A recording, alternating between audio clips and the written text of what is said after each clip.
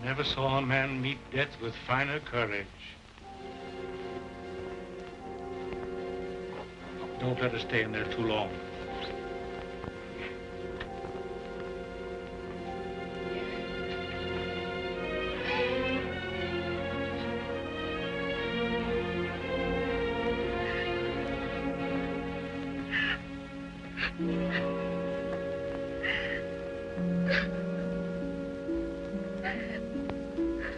Dearest, is Father well now? Yes, dear. He's well. He's quite well. But we have no one left now but each other. No one at all. My baby.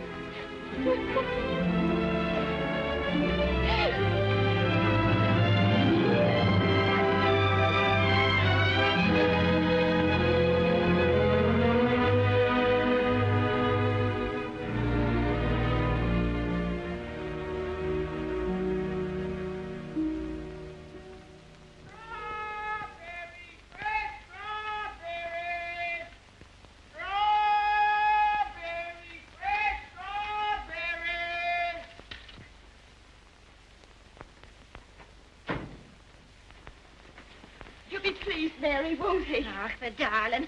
To think of him getting the like of that for his birthday. Sure, he'll be the happiest boy in all Brooklyn till he falls off of it. Yeah.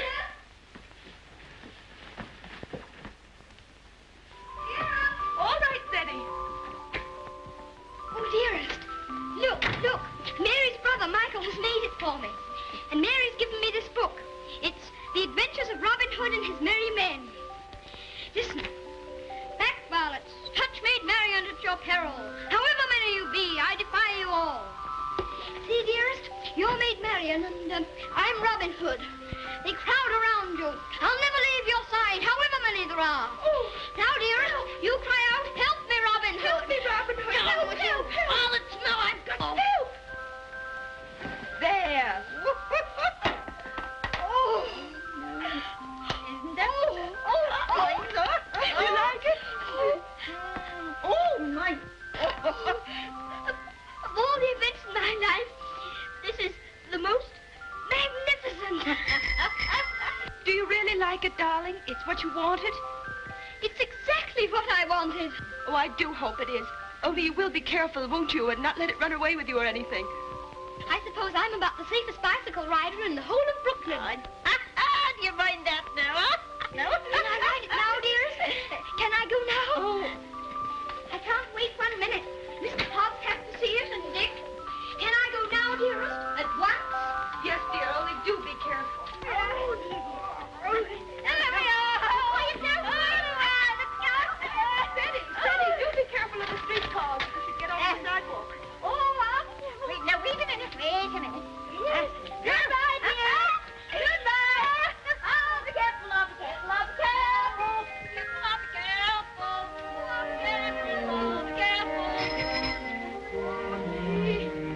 Good morning, Mrs. McGillicuddy.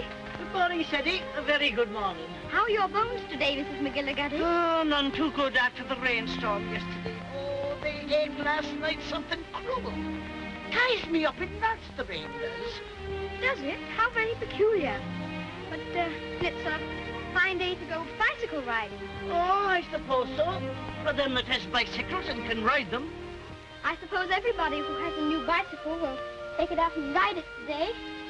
Glory be to goodness, and whose bicycle might that be? It's mine. It's my birthday present from dearest. Oh, it's a daisy show. Fine enough for the president to ride. And it has all the latest improvements. Oh, sure, it sounds like the bells of St. Patrick. Sure, it's the luckiest boy in the world, John. Well, I'll have to be going. Oh, I nearly forgot. Please choose my apple now, Mrs. McGillicuddy. But would you mind keeping it for me until I get back? Sure.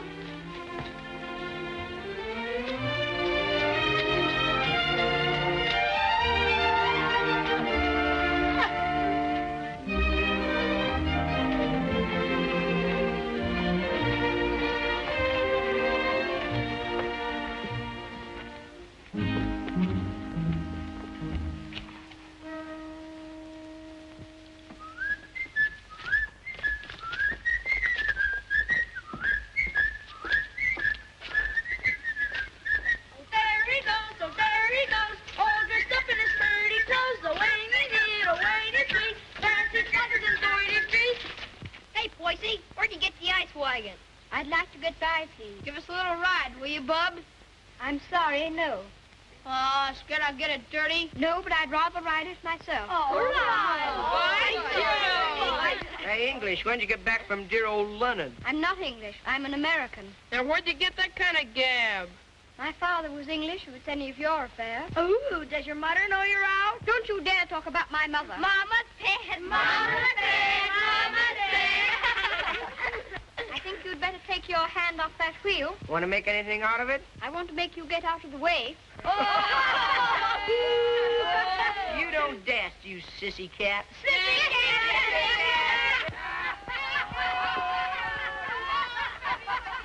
Wait a minute, Sadie. Don't let him bluff you. I'll be right there.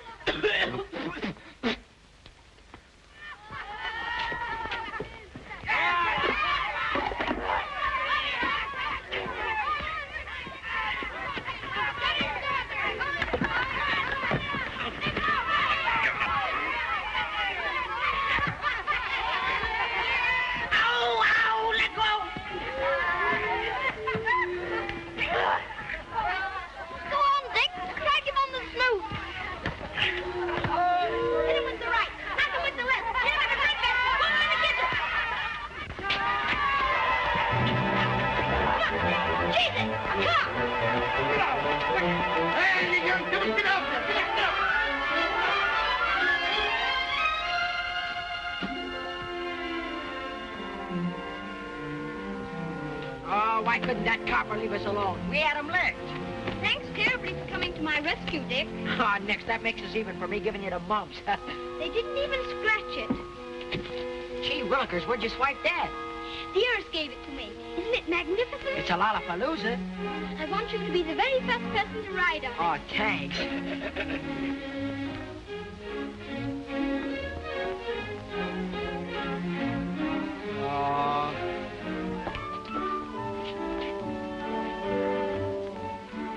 Thank you very much for your assistance, Mr. O'Brien.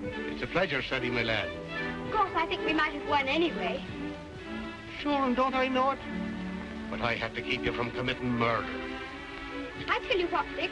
I'll just go once around the block, and then you can ride it down to Mr. Hobbs' store. Make it later, 'cause right away I gotta go see my brother Benno. He's going out west. Who is he? Where? Texas? No, Chicago. Oh, that would be splendid. Riding Mustangs and shooting bears. Here's my brother Ben now. Come on, Dick. I've got to leave. Well, come on down to Mr. Hobbs' store as quickly as you can.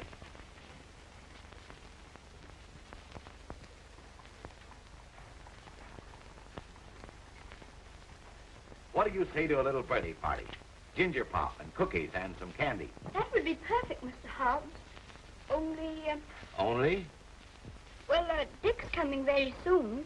And I was thinking, if we could wait. I guess there'll be enough to go around. There's a lump coming, I think. Quite a big one.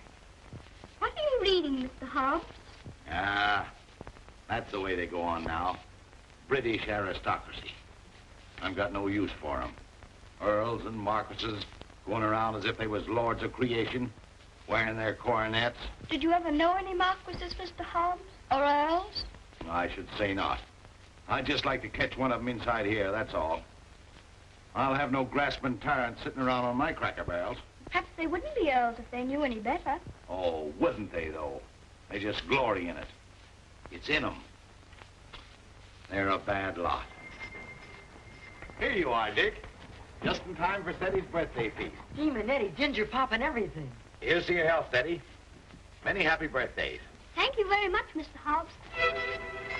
Why, Mary.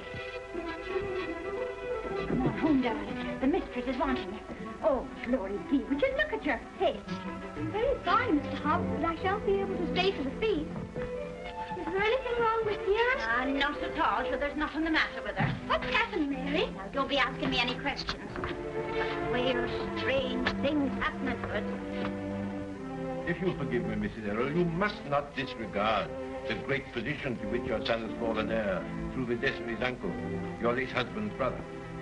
But what it amounts to, Mr. Havisham, is that you want to take my boy away from me. Mrs. Errol, you must remember that I'm acting quite impersonally and simply as the lawyer of the Earl of Dorincourt. The Earl of Dorincourt disowned his son and has refused to recognize his grandson until now. Why should I give up my boy? Oh, I'm afraid I've been very stupid, Mrs. Errol. I should have told you. My instructions are that you shall accompany Lord Fauntleroy to England. Oh. However, I must remind you that Lord Dorincourt is not very friendly toward you. He's an old man and has always had very strong prejudices against America and Americans, and was bitterly opposed to his son's marriage. He's fixed in his determination not to see you. You will live at the lodge, and a suitable income will be provided for you.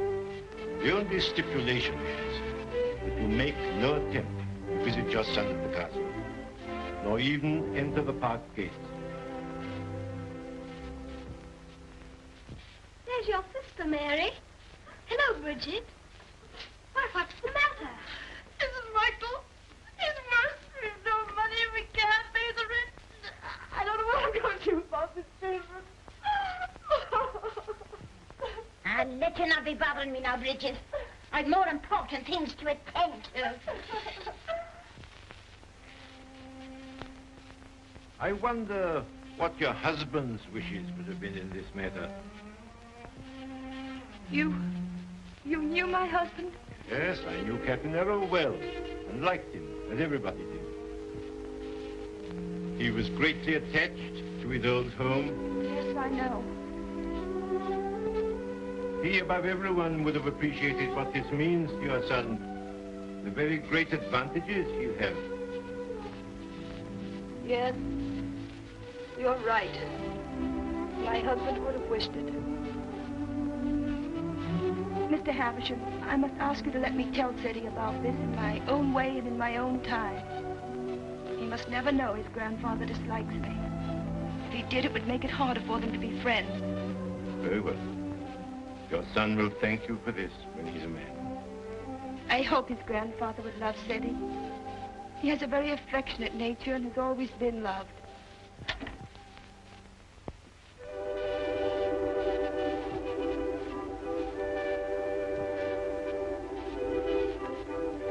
This is Mr. Havisham, dear, whom your grandfather has sent to see us, all the way from England. How do you do, sir? So this is little Lord Fauntleroy.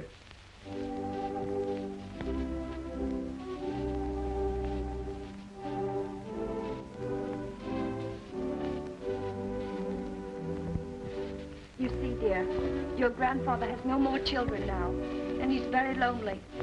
So he wants us to go and live with him in England. And because he's an earl, and you are his heir, you will have a new name, Lord Fauntleroy. And someday you will be the Earl of Dorincourt. Oh, dearest, do I have to be an earl?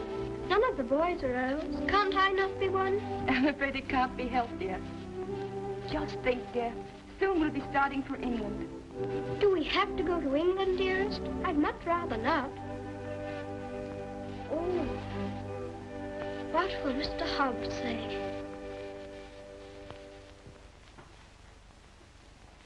Anything else, ma'am? How much is your table butter? 13 cents a pound, ma'am. 13. Why, the last I bought was only 12.5 cents. That must have been last month. It's 13 today. Oh, indeed. Well, never mind the butter. Heavens and earth, if prices go any higher, we'll all starve to death. Nay. Good day, ma'am. Hello, Sadie. What's the matter? Mr. Hobbs, do you remember what we were talking about yesterday morning? It seems to me we was talking about England. Yes, and earls, don't you remember? Oh, yes. We did touch them up a little. That's all. You said you wouldn't have them sitting around on your cracker barrels. So I did. And I meant it, too. Just let them try it, that's all. Mr. Hobbs, one is sitting on this barrel now.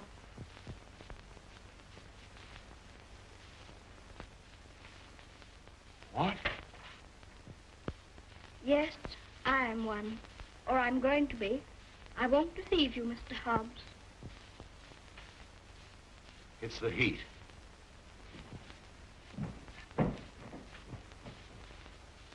It is a hot day. How do you feel? Got any pain? Thank you, I'm all right. I'm sorry to say it's true, Mr. Hobbs. Mr. Havisham, he's a lawyer, came all the way from England to tell us about it. My grandfather sent him. Who is your grandfather? I couldn't very easily remember it, so I wrote it down. John Arthur Molyneux Errol, Earl of Dorincourt. That's his name, and he lives in a castle. 2 or 3 castles, I think. All his sons have died now. That's why I shall be an earl. Now I'm Lord Fauntleroy. Well, I'll be jiggered. One of us has got a sunstroke. Oh, no, we haven't. We'll have to make the best of it, Mr. Hobbs. What did you say your name was? Cedric Errol, Lord Fauntleroy. Well, I am jiggered. Well, you always did talk more English than American. You think there's no getting out of it? I'm afraid not, Mr. Hobbs. Dearest says that Father would wish me to do it. But if I have to be an earl, I can try to be a good one. I'm not going to be a tyrant, Mr. Hobbs. And if there's ever to be another war with America, I shall try and stop it.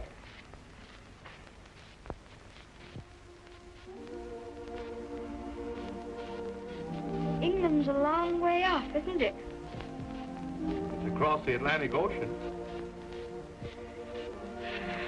That's the worst of it. Perhaps I shan't see you for a long time. I don't like to think about that, Mr. Hobbs. Well, the best of friends must part.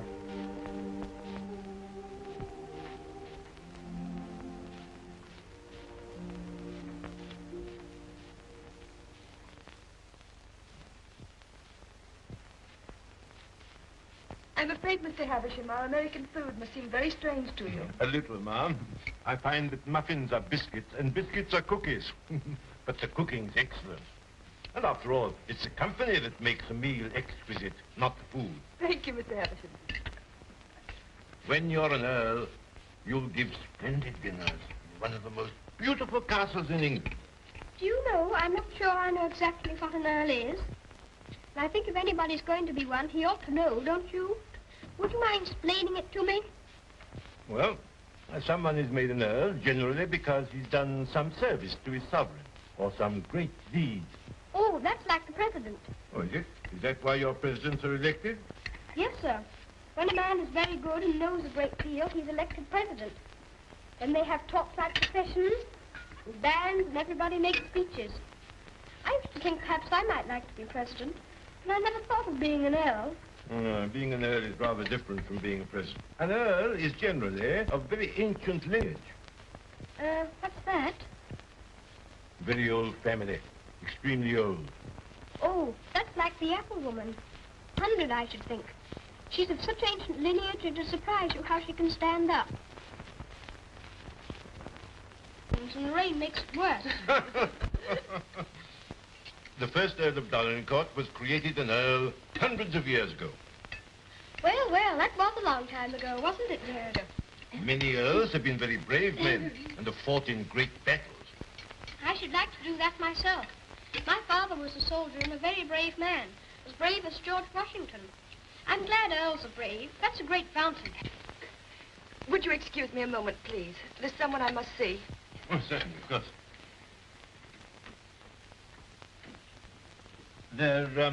There's another advantage of being an earl. Some of them have a great deal of money. That's a good thing to have. I wish I had a great deal of money. Do you? Why? Well, there's so many things a person can do with money. A little tent to put her stall in, and a stove. And I'd give her a shawl, because then her bones wouldn't feel so badly. And what else would you do if you were rich? I'd buy Dearest all sorts of beautiful things. Dearest? I call Mother Dearest because Father did. And there's Dick. And who's Dick? Dick's a bootblack. I'd buy him some new cloths and brushes and a new sign and start him out fair. He says that's all he wants, is to start out fair. Is there anything else? Well, I think Mr. Hobbs would like a gold watch and chain. But what would you get just for yourself if you were rich? Isn't there one particular thing you've dreamed of having? Yes. A pony. But I suppose that would be too much to even dream about. I'm so sorry. A poor woman who was in trouble came to see me. Oh, is it Bridget? Yes, dear. I wish we could do something for her. She has 6 children, and her husband is out of work. He has inflammatory rheumatism, and that's the kind of rheumatism that's dreadful. Before I left Dorincourt Castle, the Earl said that if you expressed any wishes, I was to gratify them and give you anything you desire. Now, here are £5. In your money, $25.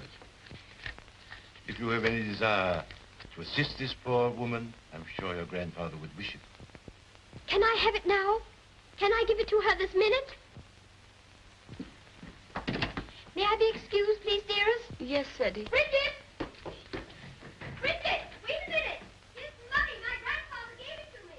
It's for you. That's a great deal of money, Mr. Havisham. We've never had very much. I'm just beginning to realize the great power Seti will have. Such a child still. I'm a little afraid. I think from what I've seen of him, that you have nothing to fear. Oh, I hope not. He mustn't be spoiled by all these wonderful changes.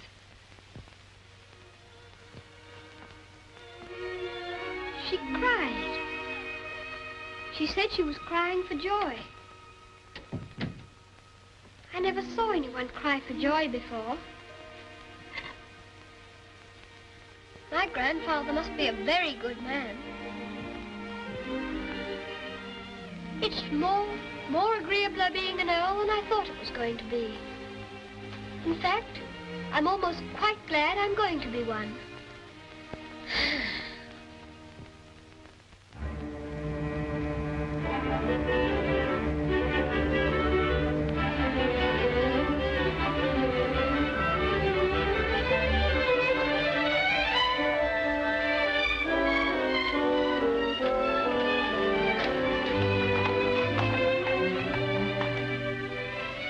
We always liked that little house, didn't we, dearest?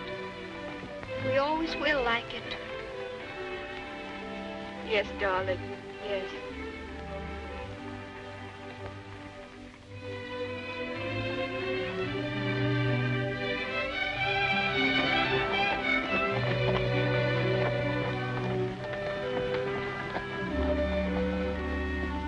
I've come to say goodbye.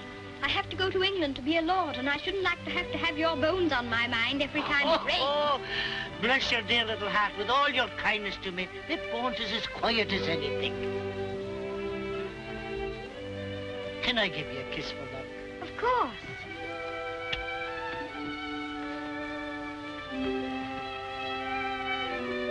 Here's an apple to eat on the board. Thank you very much. Oh, no, darling. Why should you pay?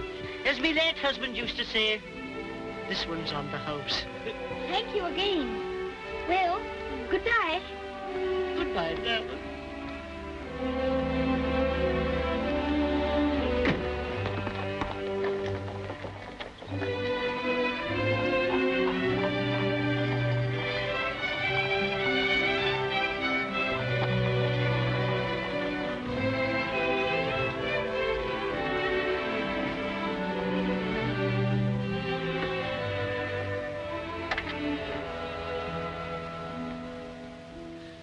Well,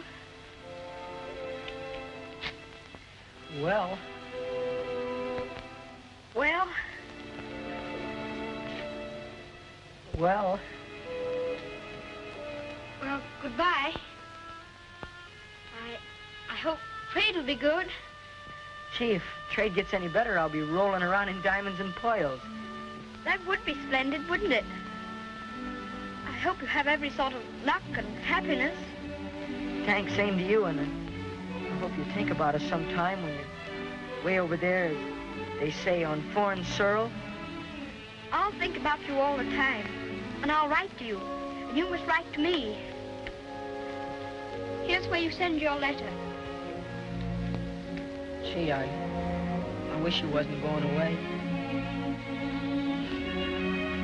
Thanks, mister, for all the swell things you've done for him. He certainly deserves it. He's a game little kid. Gee, I almost forgot. Yeah, I bought this for you. It's a handkerchief. You can use it when you get among them swells. Oh, Dick, it's beautiful. It's extraordinary. I'll use it always. Thank you, Dick. Thank you very much. Well, goodbye.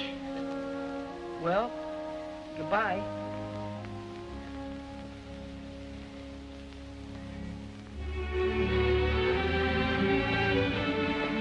Would you mind very much not going in with me?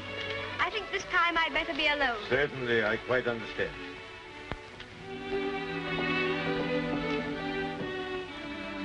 This is for you, Mr. Hobbs.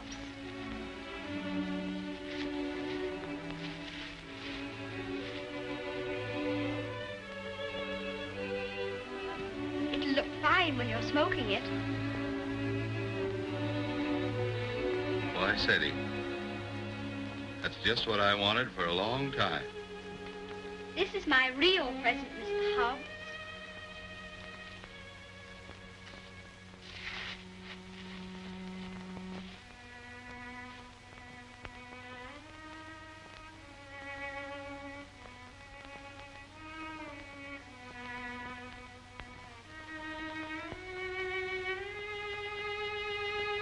There's something written on it, inside the case. I told the man what to say. You read it.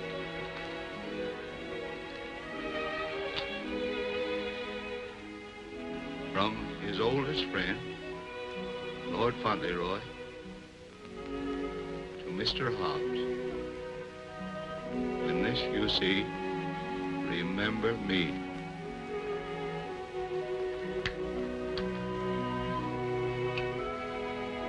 When this you see, remember me.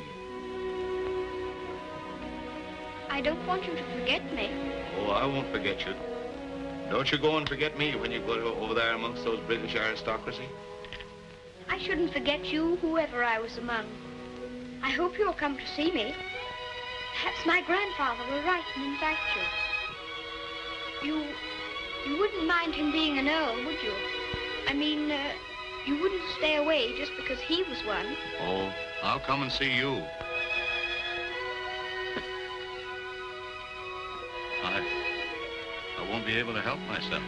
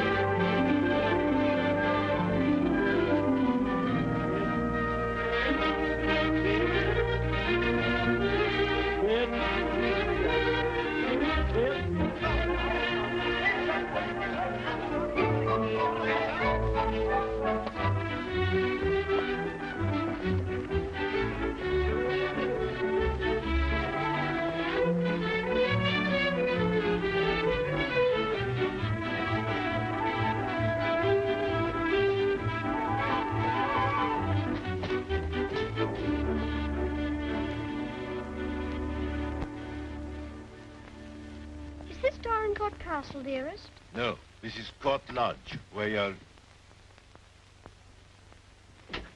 Here's Mary. We had a splendid time in London, Mary. I'm so glad you came before us, Mary. We don't feel so strange finding you here to welcome us. I'm sure it is a great happiness I wish you, ma'am, in your lovely new home. This is Mrs. Baines, the cook, ma'am, and that's Susan, the parlour maid. I'm sure we'll do everything, ma'am, to make you comfortable. Oh, I'm sure you will.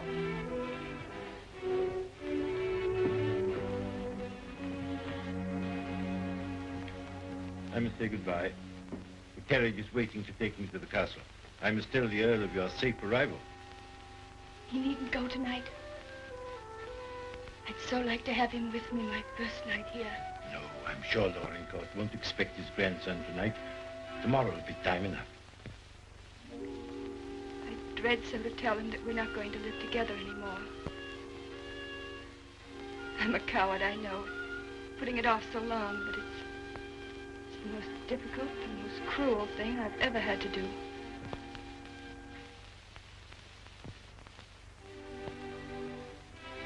I wish you'd tell his lordship, please, that I'd rather not have the money. You mean the income he wishes to settle on? I have a little money of my own. It's quite enough to live simply on. I must accept the house, of course, because that makes it possible for me to be near Seti. I'm grateful to him for that, but... He'll be very angry. He won't understand it at all.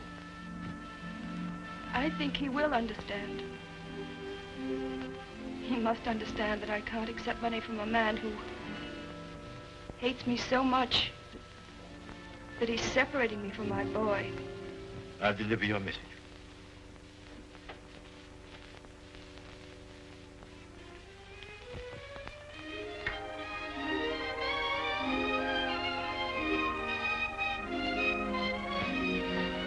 I think it's beautiful here. Don't you, dearest?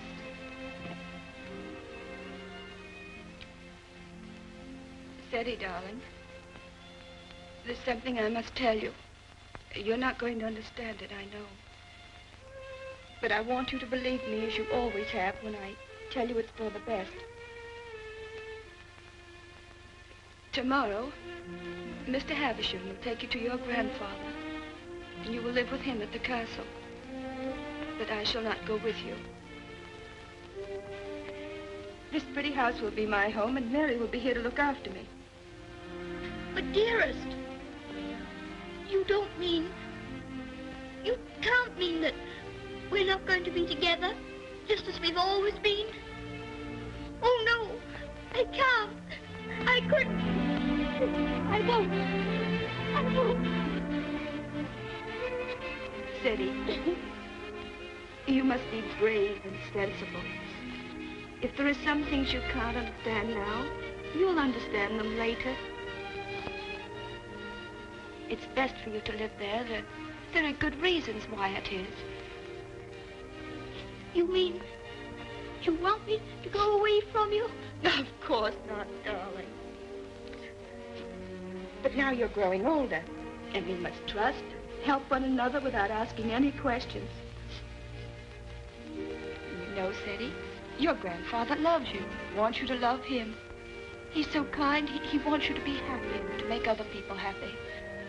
But, dearest, I can't be happy without you. But you won't be without me all the time. I'm not far from the castle here. You'll run in and see me every day. You'll love the castle. There'll always be something new and interesting to tell me. And I'll have things to tell you. Oh, Seti, we'll have such good times together. We'll be finding things out, both of us. We'll be explorers. Yes. Like Mr. Stanley and Mr. Livingston. That'll be exciting. Every night, when it grows dark, I'll put a candle in the window to guide you through the jungle, Mr. Stanley.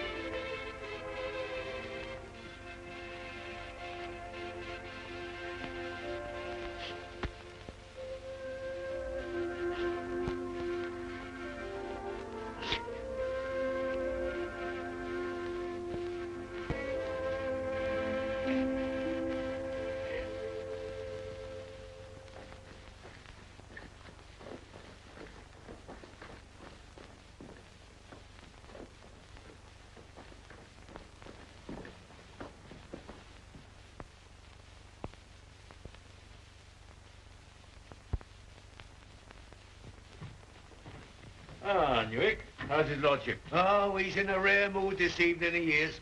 He told me to evict all the tenants if they weren't paid up. Oh, I dare say that'll be a job to your liking.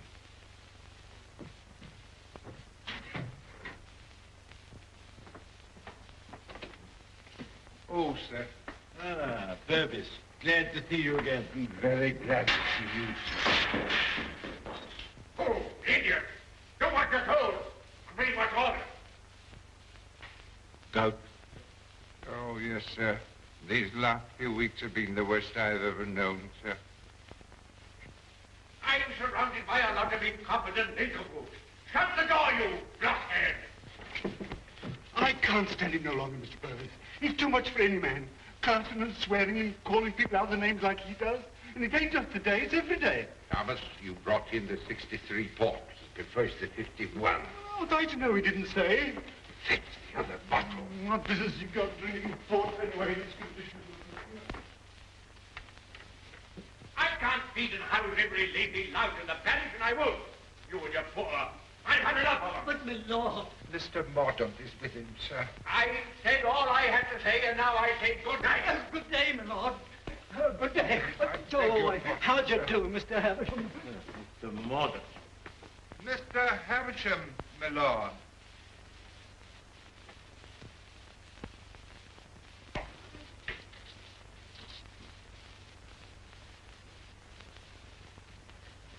Well, Havisham, Lord?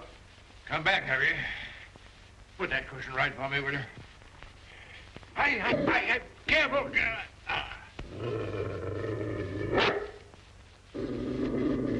What's full of hot needles? Well, what have you got to tell me? Lord Fauntleroy and his mother are at Court Lodge. They bore the voyage excellently and in good health. Ah. What else? His lordship remains with his mother. I'll bring him to the castle tomorrow. Go on. Tell me everything. What sort of a lad is he? Never mind about the mother. What sort of a lad is he, I say? It's rather difficult to judge the character of a child of 9.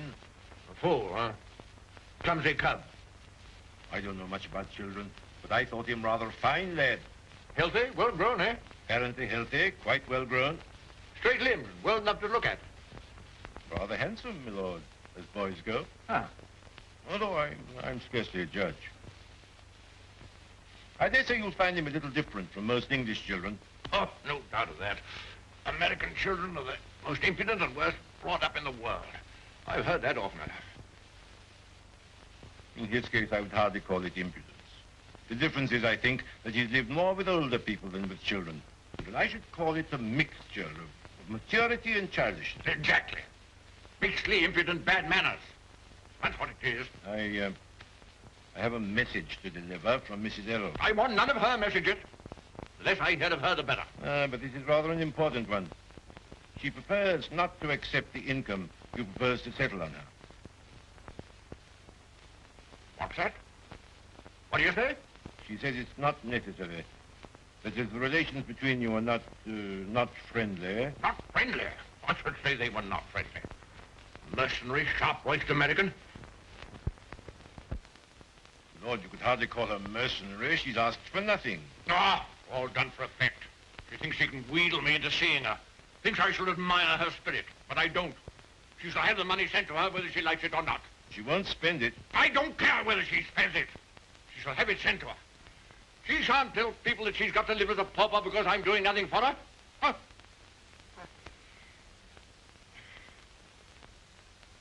I suppose she's poisoning the boy's mind against me, too. No. I have another message that'll prove to you she's not done that. I won't care.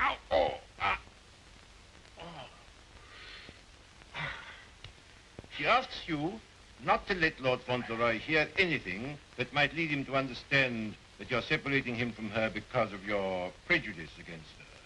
She says he wouldn't comprehend it. That it might make him fear you in some measure, or at least cause him to feel less affection for you. She wants there to be no shadow on your first meeting. Come now, Havisham, come now. You don't mean the mother hasn't told him? Not a word, my lord. Nothing has been said to the boy to give him the slightest doubt of your perfection. She's prepared to believe you the most amiable and affectionate of grandparents. In fact, he already regards you as a wonder of generosity.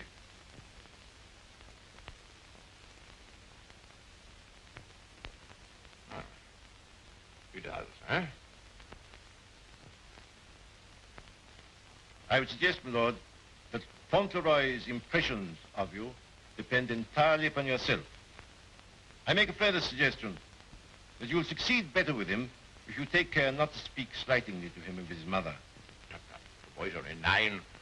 Nevertheless, those 9 years have been spent at his mother's side. She has all his affection. So he thinks me generous, eh?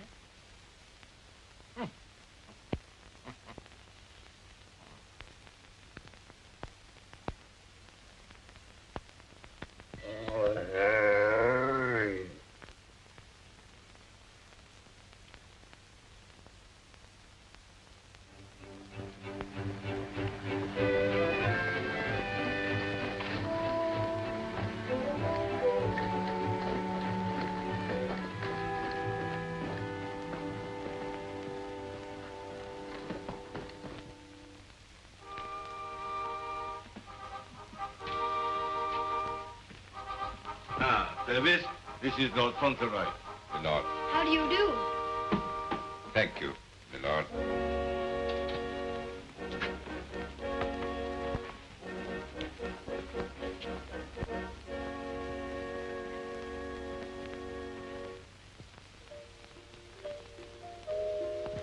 My lord.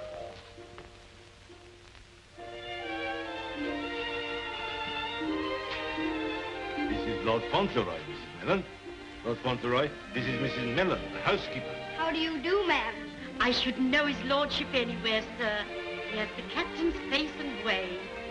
Oh, was it you who sent the cab? I'm ever so much obliged to you, ma'am. How do you do? It's a great day, this, sir. Where's his lordship? In the library, sir. Lord Fauntleroy is to be sent to him alone.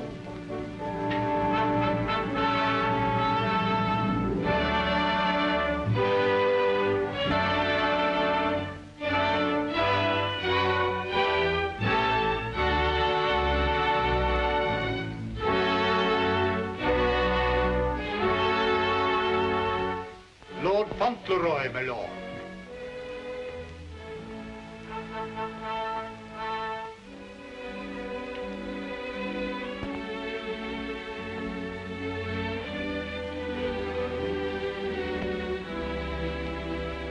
Dougal, come back, sir.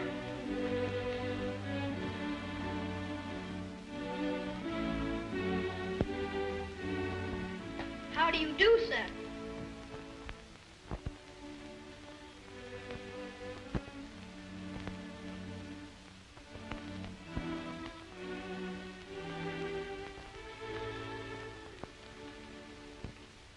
Are you the Earl?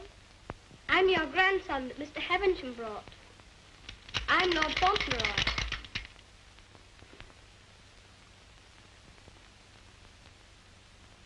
I hope you are quite well. I'm very glad to see you. Ah, you're glad to see me, are you? Yes, very.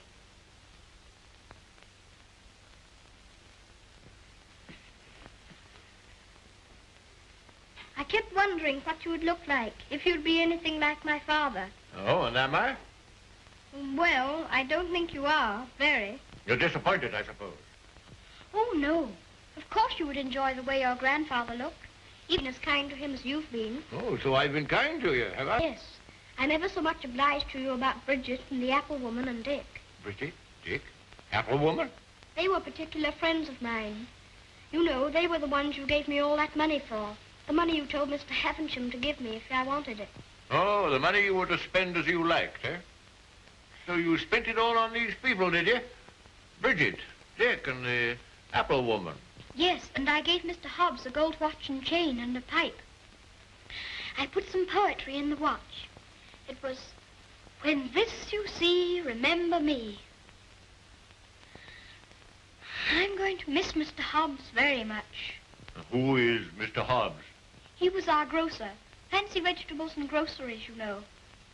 He's my closest friend. Mr. Hobbs is a very clever man. Do you know he can recite the Declaration of Independence right through? Oh. What's the matter? I just remembered you might not like to hear about the Declaration of Independence. I forgot you were an Englishman. Huh? You forgot you were English too, didn't you? Oh, no, I'm an American. You are English. Your father was an Englishman. I was born in America. You have to be an American if you're born in America. You don't... I beg your pardon for predicting you. Mr. Hobbs says that if there's ever to be another war, that I should have to be an American. But I promised him that if there were to be another war, I should try to stop it. You would? Dinner is served, my lord. Now, be careful, man. Be careful. Careful, man, careful. Oh. Would you like me to help you? You can lean on me, you know. Once when Mr. Hobbs hurt his foot with the potato barrel falling on it, he used to lean on me. You think you could do it? I think I could. I'm very strong. I'm 9, you know. You lean on your stick on one side and on me on the other. Well, you may try. Just lean on me. I'll walk very slowly. Don't be afraid of leaning on me. I'm all right, if it isn't a very long way. You see that old fellow in red velvet? He was the 10th Earl of Dorincourt. King George I decorated him for services during the war with Spain and Austria. He was tremendously strong, bend a bar of iron between his hands. You get your strength from him. How very interesting. Did you ever try putting your foot in hot water and mustard? Mr. Hobbs used to. Arnica is a very good thing, too, they tell me. Ah, thank you. I'll try it.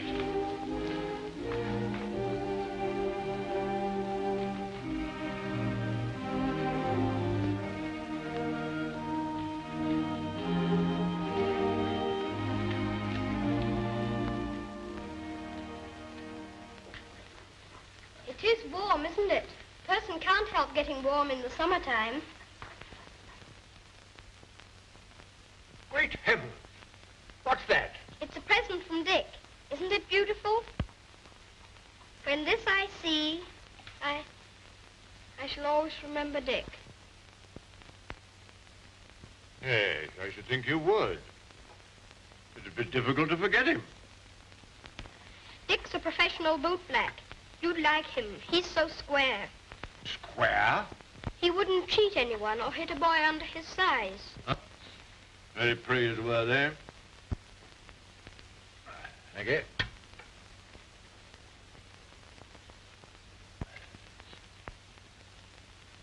What's the matter? Don't you like your soup? Oh, yes. I was just wondering. Wondering? Wondering what? You don't wear your coronet all the time, then? No. It doesn't become me. Mr. Hobbs said you wore it all the time. But after he thought it over, he said he thought you must take it off sometimes to put your hat on.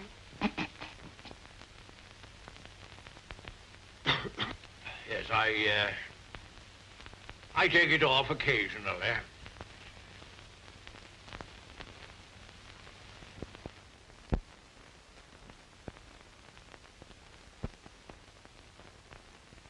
You must be very proud of your house.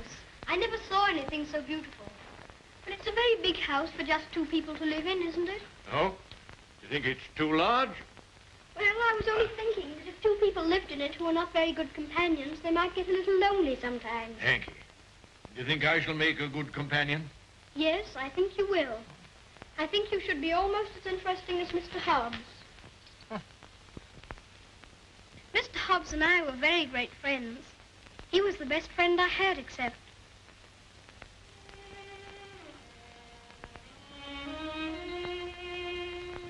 Fauntleroy, what are you thinking of?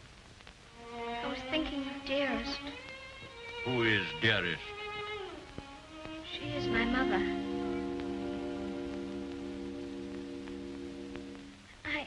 I think I'd better get up and walk up and down.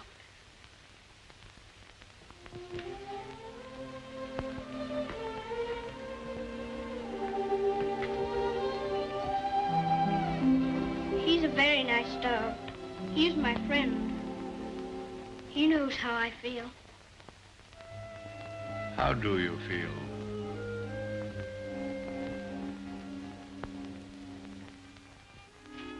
Come here.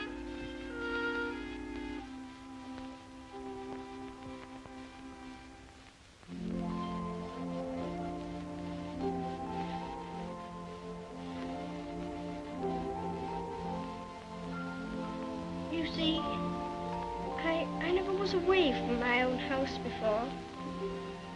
It makes a person feel a strange feeling when he has to stay all night in another person's castle instead of his own house. But Dearest is not very far away from me. She told me to remember that. And after all, I'm 9, you know. And I can look at the picture she gave me. Look, you press the spring and it opens, and there she is.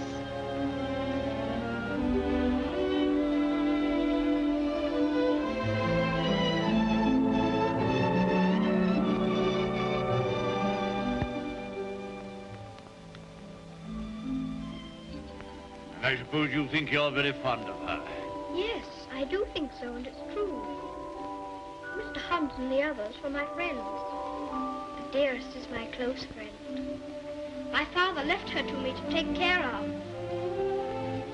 When I'm a man, I'm going to work and earn money for her. Oh, what do you think of doing?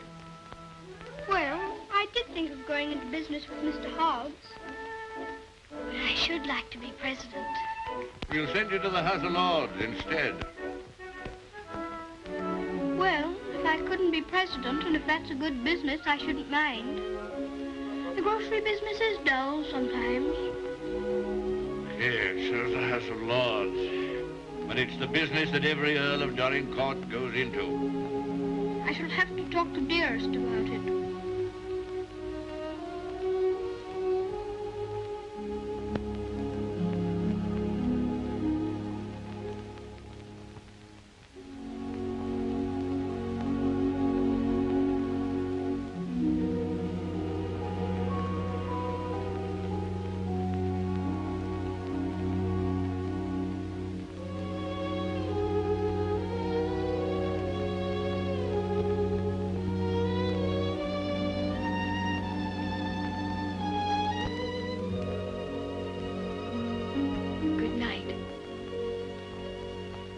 Keep you all the night.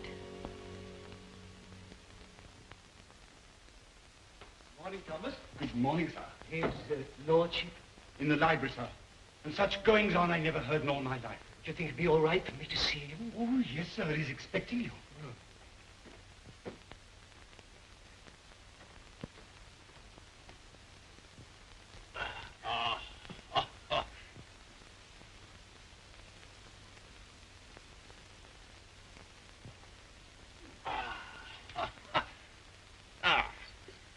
Morning, Mordaunt.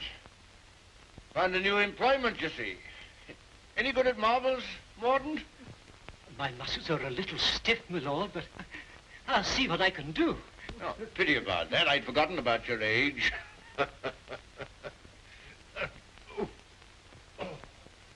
This is the new Lord Fauntleroy. Fauntleroy, this is Mr. Mordaunt, rector of the parish. I'm very glad to make your acquaintance, sir. I'm delighted to make your acquaintance, Lord Fauntleroy. Well, what is it this morning, Mordaunt? Who's in trouble now? It's one of your tenants, my lord. Higgins of Edge Farm. Newick has told him that if he doesn't pay the rent, he must leave the place. He's a bad tenant. Always behind, Newick tells me. He's devoted to his wife and children. If the farm is taken from him, they may literally starve. That's like Michael. Huh? I forgot we had a philanthropist here. Come here. What would you do in this case? Well, if I were very rich, I should let him stay and give him things for his children. Nonsense. You're Lord Fauntleroy. Time you learn to deal with these situations. You can write, can't you? Yes, but not very well. Well, go over to the desk and write Newick his orders.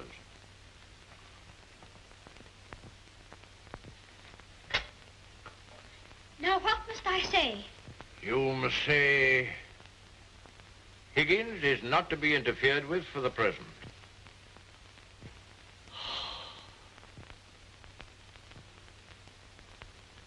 And sign it Fauntleroy.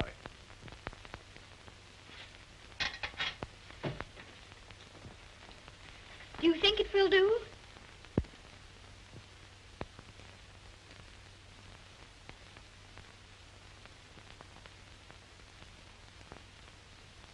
Yes. Higgins will find it entirely satisfactory. Mr. Hobbs always signed his letters that way, and I thought I'd better say please. Is that exactly the right way to spell interfered? Well, it's not exactly the way it's spelled in the dictionary, but... I was afraid of that. Yes, Higgins won't complain of the spelling. I think you must be the best person in the whole world. Don't you, Mr. Mordaunt? I shall write and tell Mr. Hobbs. Oh, what'll you tell him? I shall tell him I think you're the kindest man I ever heard of, and that you're always thinking of other people and making them happy, and that I hope when I grow up I shall be just like you. Just like me. There you are, Morden. Take that with you. I will indeed. This is good news. Thank you, my lord. Oh, don't thank me. Thank Fauntleroy. Thank you. Goodbye, sir. Goodbye.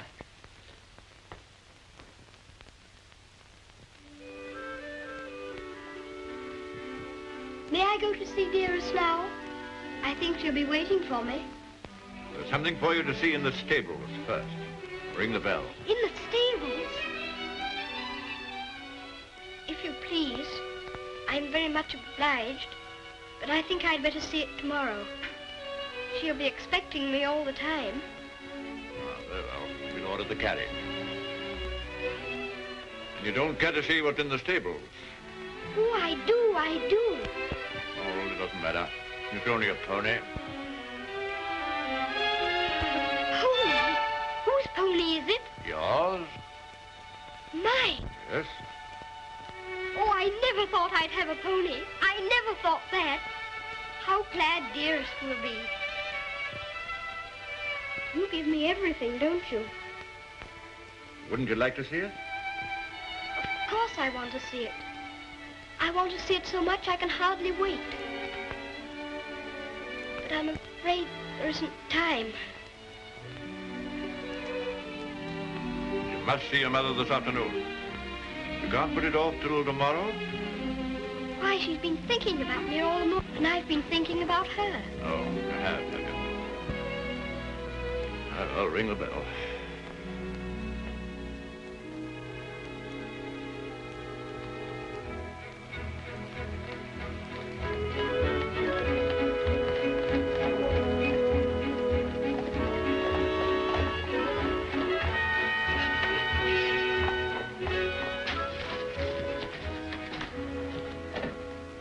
Let me give you your stick. Just lean on me when you get out. I'm not going to get out. Not to see Dearest? Dearest will excuse me. Go and tell her that not even your new pony would keep you away.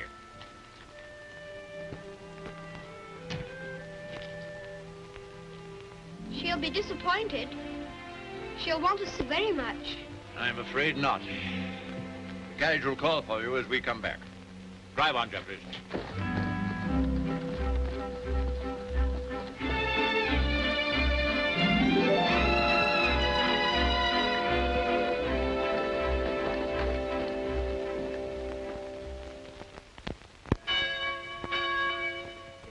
Shame, uttered from his own mother. Cook at Court Lodge was telling Sarah she'd never have worked for a sweeter lady, Mrs. Errol. The letter was written by the little gentleman his own self, signed with his name to.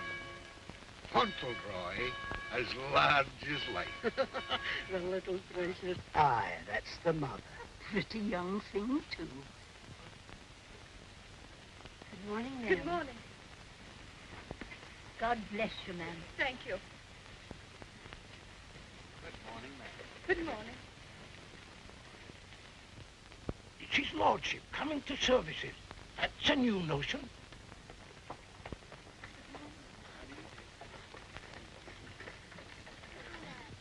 They say even his gout's improving.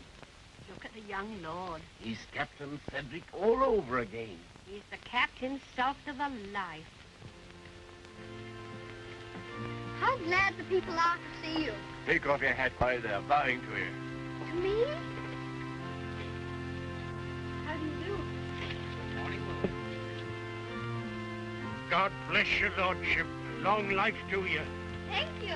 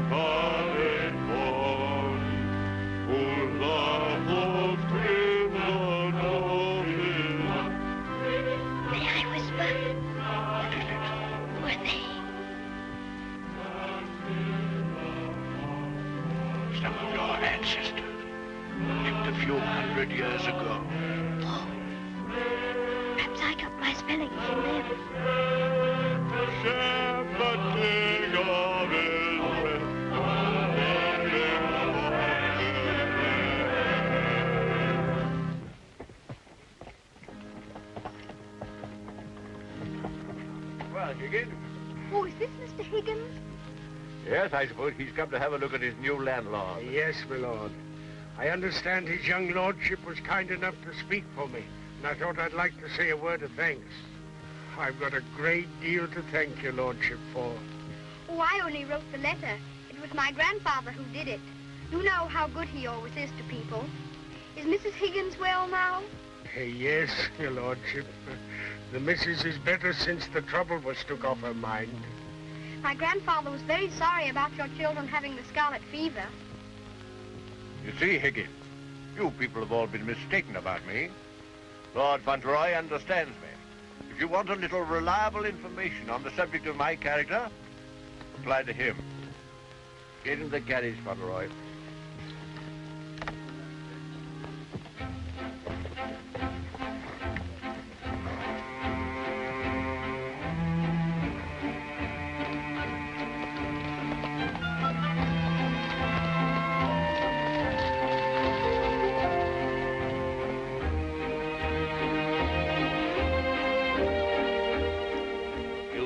Mother very much? Yes, sir. I miss her all the time. You don't miss her, do you? I don't know her. I know, and that's what makes me wonder. She told me not to ask any questions, and I won't, but... See her almost every day, don't you? Isn't that enough? We used to see each other all the time. We could tell each other things without waiting. Don't you ever forget about her? No, sir, never. I shouldn't forget about you, you know. If I didn't live with you, I should think about you all the more.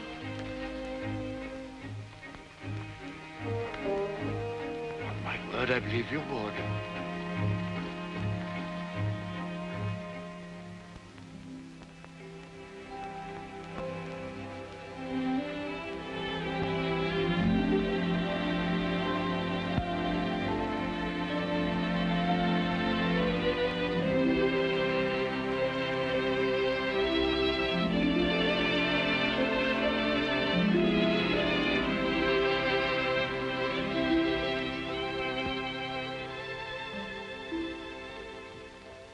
such a good Earl, he reminds me of you.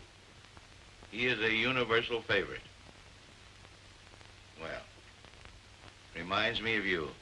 Think of that now. He's known this Earl only a little while, and we was lifetime acquaintances.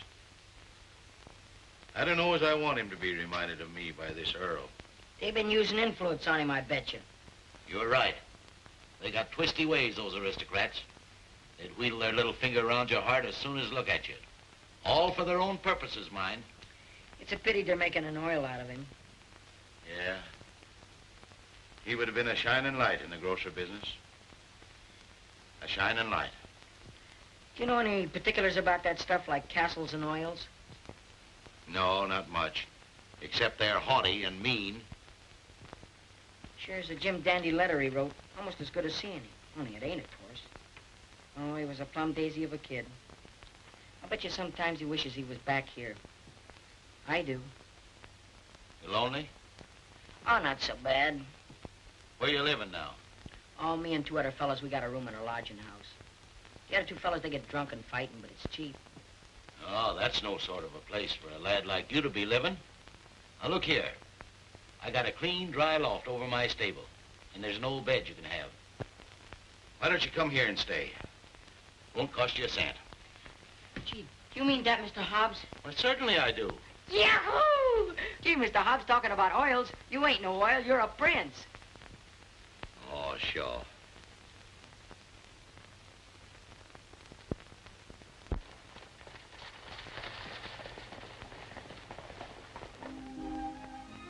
I wonder whether he will have an American accent. My dear, won't it be interesting if he has the Dorincourt eyebrows?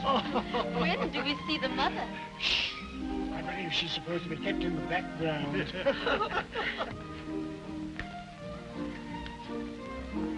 Well, Molyneux, is this the boy? Yes, Constantia, this is the boy.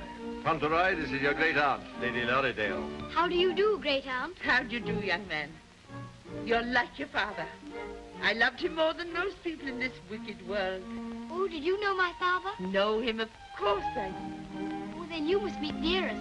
She will enormously like to talk to you about him. You see, I was the only one she could talk about him to who knew him. And I was so small when he... Yes, Fauntleroy, this is your great-uncle, Sir Harry Lorridale. How do you do, sir? Here you're fond of horses. I'll confess to you, Constantia, that what you'll probably see for yourself. There's a risk of my becoming rather an old fool about him. Becoming? By the way, the mother, what does she think of you? I don't know. I haven't asked her. You must come over to Lorridale Park one day and see us. There's some new cocker puppies in the kennels. You shall have your pick. Oh, thank you very much indeed, Uncle. Only Dougal might be offended. You see, he's very fond of me, and I really shouldn't like to hurt his feelings. Hurt his feelings. That's a good one. Did you hear that, Connor? Hurt his feelings. This is Miss Herbert Fauntleroy. I want you to be great friends with her. How do you do? Have you met Dougal? He shakes hands beautifully. Shake hands with Miss Herbert, Dougal. He's a great friend of mine. I like making friends, don't you? Yes, I do. May I be your friend? And Dougal. Oh, yes, if you please. Okay, Lumbago, Fortescue. Better, I hope. Thanks. Much better. I've known Dorincourt as well as anyone could know him for 35 years. And that's the first time he's ever bothered to inquire about my health. Most extraordinary. Havisham, you're late. What's kept you? Beg your pardon, my lord. I was detained by extraordinary news. You? What? What news? Not now, if you don't mind. Later, my lord, later.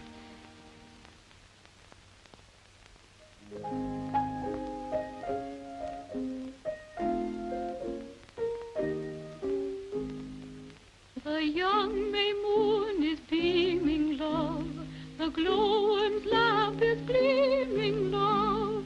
How sweet to roam through Mona's grove, while the drowsy world is dreaming, love. Then awake till rise of sun, my dear. The sage's glass will shun, my dear. Or in watching the flight of bodies of night, he might happen to take thee for one, my dear. Charming, charming. What a sweet song. Delightful, my dear. Thank you, my dear, thank you. Do you like music? Yes, I like it when you sing it. Oh. Dear my Lord Fauntleroy, why do you look at me so? I was thinking how beautiful you are. Oh, Fauntleroy, make the most of your time. When you're older, you'll not have the courage to say that. Nobody could help saying it. Don't you think she's pretty, too? Well, we're not allowed to say what we think. Lord Fauntleroy shall say what he thinks. I'm sure he thinks what he says. I think you're prettier than anyone I ever saw, except Dearest. I think she is the prettiest person in the world. I'm sure she is. And I must tell her how kind you've been to me. I never was at a party before, and I've enjoyed myself so much. Oh, I beg your pardon.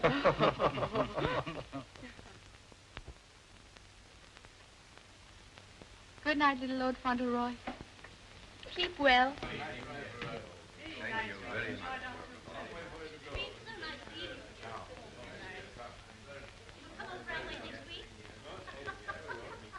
Good night. So glad you came.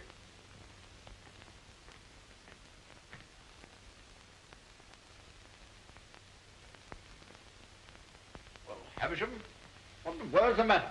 Something serious must have happened to make you behave like this. What is it? It's bad news. The very worst of news, my lord. I'm sorry I have to be the bearer of it. Why do you look at the boy so? You hang over him like a bird of ill omen. Has it anything to do with Fauntleroy? My lord, I waste no words. My news has everything to do with him. If we're to believe it, it's not Lord Fauntleroy who lies asleep before us, but only the son of Captain Errol. The present Lord Fauntleroy is the son of your boy Bevis, and at this moment is in a lodging house in London. What do you mean? You're mad. It's a lie. An abominable lie. If it's a lie, it's painfully like the truth. A woman came to my chambers this morning and told me that she married your son Bevis in London 11 years ago. She showed me the marriage certificate. The child was born shortly after Bevis deserted her and was taken by her to America. Oh, the woman's obviously an imposter. It's a trumped-up fraud. I'm afraid not, my lord. I saw the boy's birth certificate. She's, I'm afraid, a very ignorant person. But she's consulted a lawyer who advises her that her son is, of course, Lord Fauntleroy and the rightful heir. She demands that his claim be immediately acknowledged. I'll protest this to the last. I'll disown Bevis's boy. I'll have nothing to do with him or his mother. You can't disown him, my lord.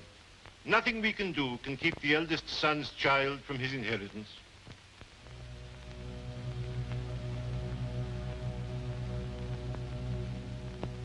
The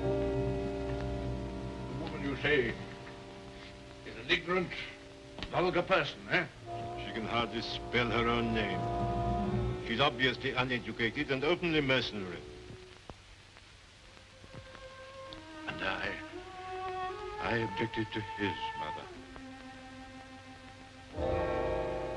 I suppose it's retribution. If anyone had ever told me I could be fond of a child, I wouldn't have believed them. I always detested children. My own more than most. But I'm fond of him. Oddly enough, he's fond of me. You know, Havisham, I'm not popular. I never was. But he's fond of me. Never was afraid of me. All of his trusting me. Yes, Havisham. He'd have filled my place better than I filled it. He'd have been an honor to the name. You rang, my lord? Take Lord Fauntleroy to his room.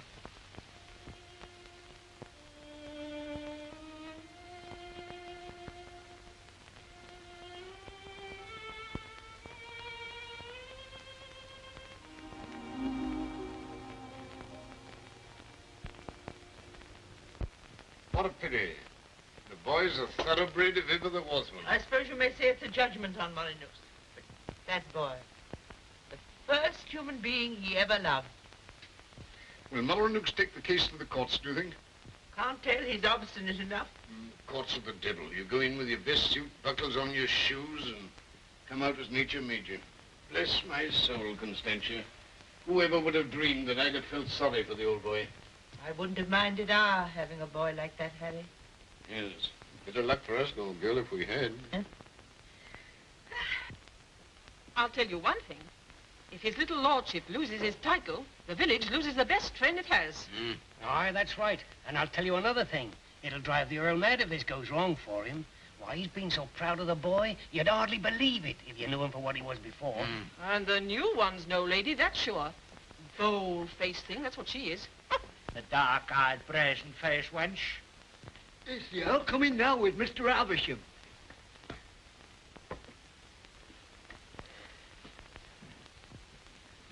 You've someone here calling herself Lady Fauntleroy. I want to see her. Aye, come the ways, my lord. This way, my lord.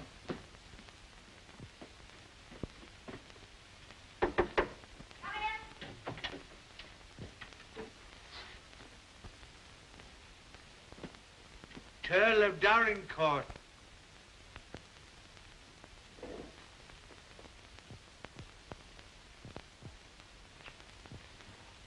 Pleased to meet you, I'm sure, my lord.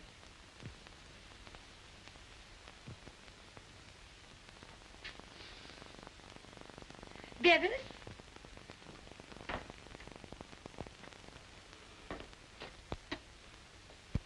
Go shake hands with your grandpa.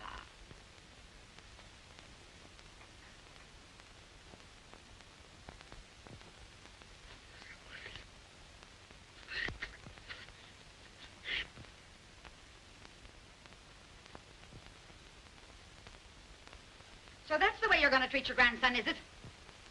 Ah, you needn't try to look so fierce about it. He's your grandson, all right. Yes, my lord. We have proof of the young gentleman's birth. He is the son of the late Lord Fauntleroy. Allow me to introduce himself. Joshua Snade, at your service. My card. I've already had the pleasure of making Mr. Havisham's acquaintance. Lady Fauntleroy has placed all the evidence in my hands. I can assure you, my lord, it is sufficient to justify her case should it come into court. But may I suggest that we come to an arrangement and settle this matter amicably on a friendly basis? Friendly? Ha! Look at him staring at me as though I was dirt. Me, his own daughter-in-law. Oh, your son Bevis married me, all right. And a fine rotter he was. But he was the father of my boy, and I can prove it. Lady Fauntleroy, please. You may think you can fight me, but a lot of good it'll do you. They don't love you around here, and you know it.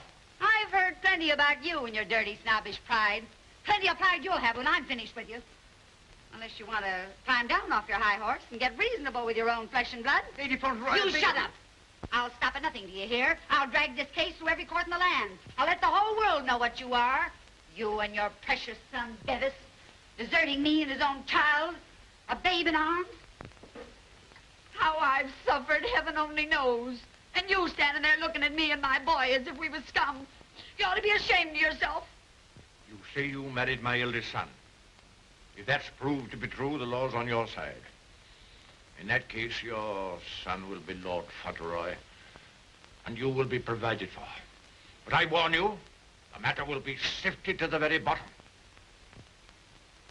I'll only add that I want to see nothing of you or your boy as long as I live. After my death, you can, unfortunately, do as you please. Yes, you're exactly the kind of person that I should have expected my son, Bevis, to choose.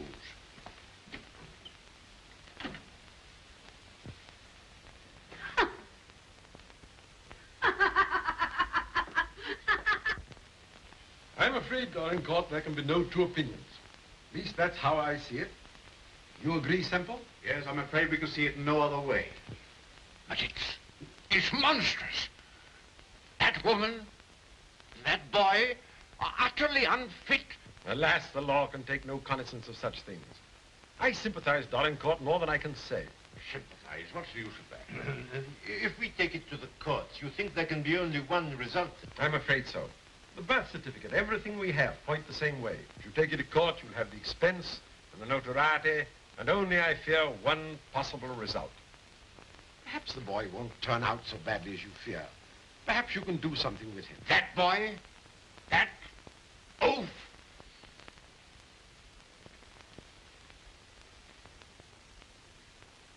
With the other one. Yes. I have no other course but to accept your judgment. Come, Havisham. Thank you, Lord. And you, Mr. Semple.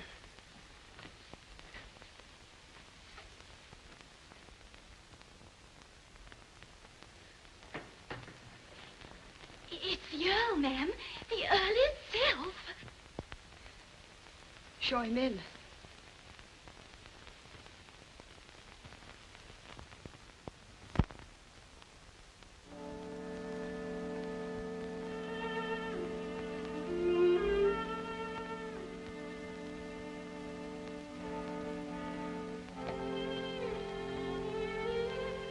Mrs. Errol, I believe.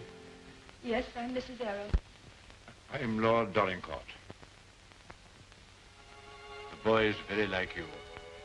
People have often said so. I'm glad to think he's like his father, too. Yes, he is.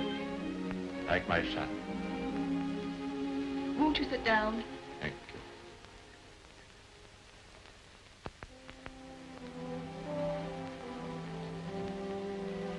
I've come to tell you that I've had the very best, the highest legal opinion. I'm sorry. This outrageous woman and her child. Perhaps she cares for him as much as I care for Seddy, my lord. Her son is Lord Fauntleroy. Mine is not. Yes, I'm afraid you're right. Perhaps you would prefer that Seddy should not be the Earl of Dorincourt. It's a very magnificent thing to be the Earl of Dorincourt, my lord. I know that. But all I care about is that Seddy should be what his father was. Brave, just, and kind, always. A striking contrast to what his grandfather is, eh? I haven't had the pleasure of knowing his grandfather. I know my little boy believes you. I know that Seddy loves you. Would he have loved me if you told him why I didn't receive you at the castle? No. Honestly, I think not. That's why I didn't wish him to know. Well, there are very few women who wouldn't have told him. Yes, Seddy is fond of me. And I'm fond of him. I can't say that I was ever fond of anyone before. But he pleased me from the first. I'm an old man. I was tired of my life. But he's given me something to live for. More than that. More than that. I'm proud of him. I was satisfied to think that one day he'd be taking my place as head of the family. I'm miserable. Miserable.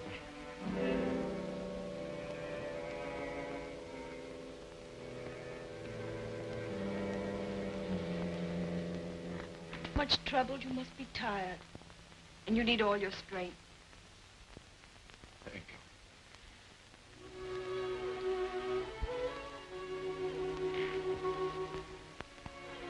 Perhaps it's because I'm miserable that I've come to you. I used to hate you. I've been jealous of you. This wretched, disgraceful business has changed all that. After seeing this repulsive woman who... Well, I felt it would be a relief to come to you. I'm an obstinate old fool, I suppose. I know I've treated you badly. But I've come to you because the boy cares for you. And because I care for him.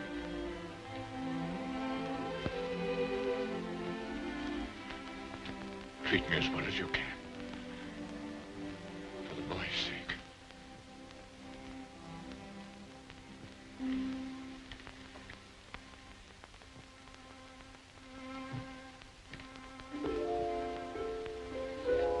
Whatever happens, he shall be provided for.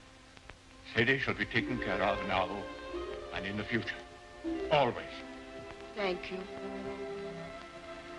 You like the house? Oh, very much. It's a cheerful room. May I come back again and talk this matter over? As often as you wish.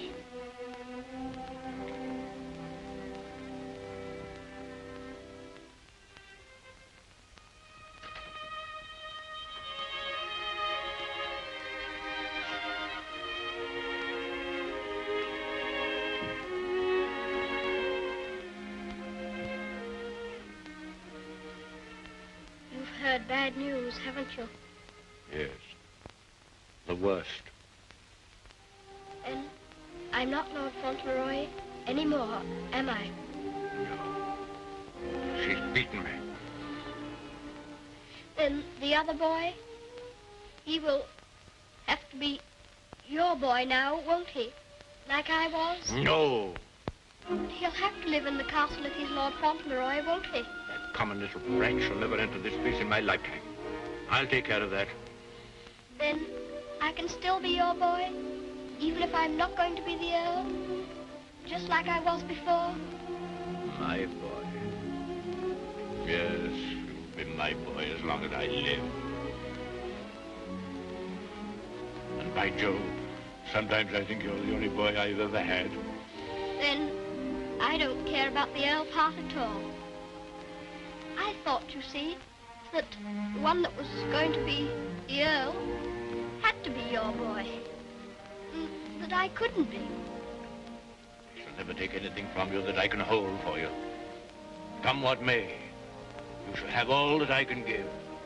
All. And dearest, will her house be taken away from her? No. You can take nothing from her. Nothing from either of you. Come. Time to go to sleep.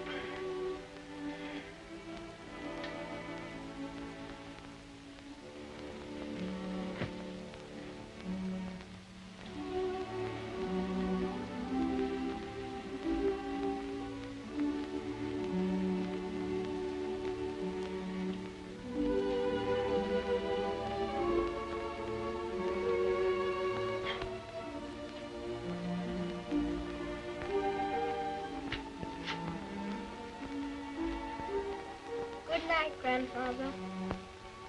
Good night, my boy.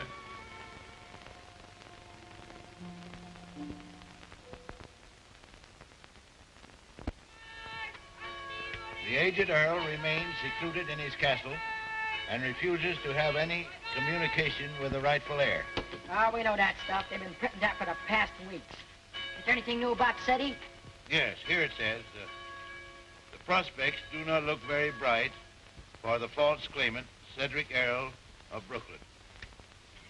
Well, I'm jiggered. At last they've succeeded in robbing him out of being an earl. I thought you was against oils. So I am. Ain't it just like him? Cheating the poor kid out of his rightful estates?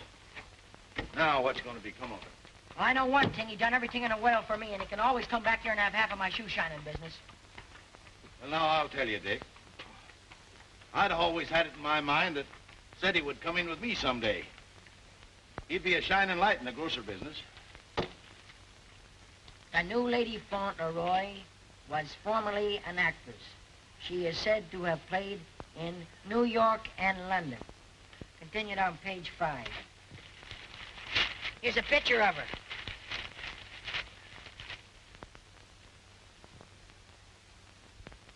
Holy mackerel. What's the matter? Here, look at this. It's her. Her? She ain't no aristocrat, she ain't. I know her as good as I know you. It's Minna, Ben's wife. Your brother? Sure. You mean it's some kind of hocus pocus? Sure I do. Well, I'm jiggered. She was married before, but I never heard of her having no other kid but Ben's kid. You mean the one Ben went out to Chicago to look for? Sure. Maybe she had another kid in England. Maybe she did and maybe she didn't. We'd ought to do something about this. You're dead right we oughta. But we got to get the proper advice. Gee, I wished I knew Alderman Murphy. I know Alderman Murphy. You do? Yeah, come along. Let's go right now. Them Earls, they've always had a spite against us Americans ever since the Revolution.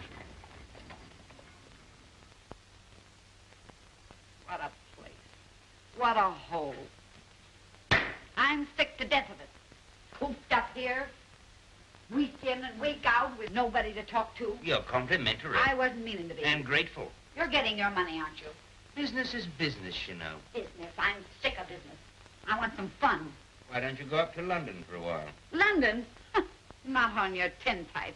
Nothing but please that old devil up at the castle better than to see me clear out. Well, I'll stay here in this rotten country pub. You've lived in worse places in your time, I've no doubt. That's none of your business. You keep a civil tongue in your head or I'll hand you your walking papers. I wouldn't. What do you mean?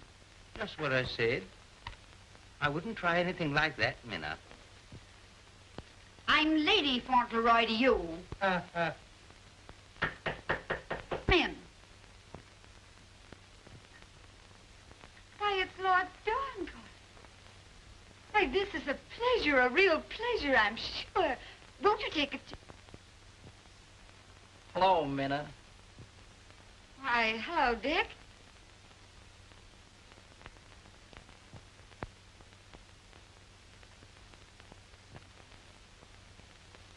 Hi, Ben. What are you doing here? Where have you been all this time? You know her?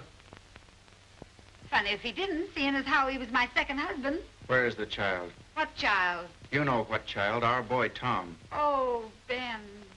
But you know, you must have heard. Someone must have told you. Told me what? It was pneumonia. Only 3 days and he was gone. It broke my heart. I meant to write you, but I didn't know where you were. If that's true, who is this boy you've got with you? That's none of your business, Ben Tipton. Can I see him? No, you can't. Tell us, please, why Mr. Tipton should not see your boy. Oh, hello, Uncle Dick. Well, I'll be jiggered. Mom, you shut up. You're a dirty pair you are, coming all this way to spy on me, trying to do me hurt. I'll have the law on you for the way you're hounding me. You... Silence! Come here, Tom.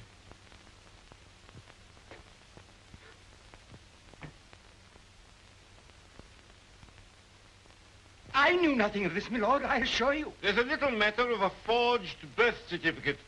But I swear to you... Oh, never mind, Havisham. I've had enough of this. Too much. The sooner the pair of you are out of this country, the better. Come on, Havisham. You'll be sorry for this, you will. It's prosecution, that's what it is. It's robbery.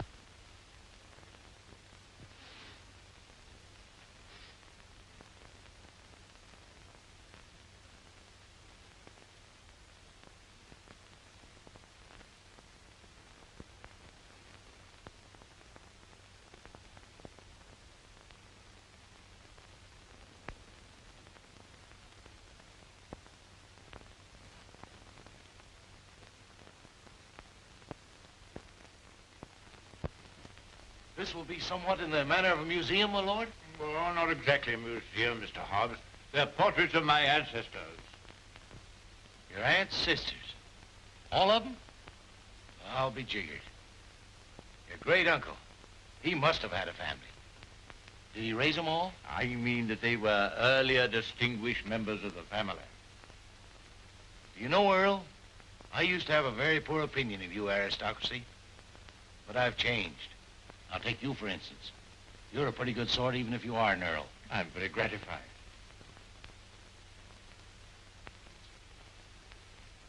A bit gay, wasn't he? Yes, that's why I have the gout, Mr. Hobbs.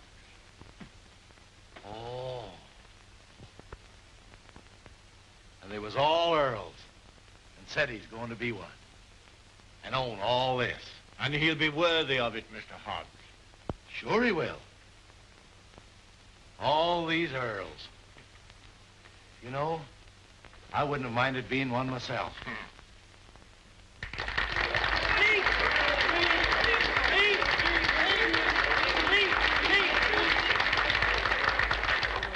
very much. It's such a lovely day. I always like having birthdays, but never one so much as this because you're all so kind to me. My grandfather wants everybody to be happy and comfortable, and I'll want it too when I'm grown up. I think that's all because I'm not very good at making speeches, but I must say that I'm very much obliged to you for liking my birthday. Ripping little nipper. Ain't he a daisy? I'll bet you boys elect him king someday. I didn't know the little fella could talk so good. Why, he makes a better speech than Alderman Murphy. By Jove. Well, I'll be jiggered. And I've another birthday present for you. Another one besides all the things this morning? Yes, the best of them all. Oh, dearest!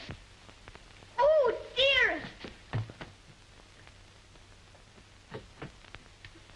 Oh, dearest, I was wanting you here. I was wanting you here so terribly much. Were you, darling? Fauntleroy, your mother's come to live with us in the... To live with us? To live with us for always? Are you sure you really want me? We've always wanted you, but we weren't exactly aware of it. Well, Mr. Hobbs, it's so nice having you here with us. I dread to think of you ever going back to America.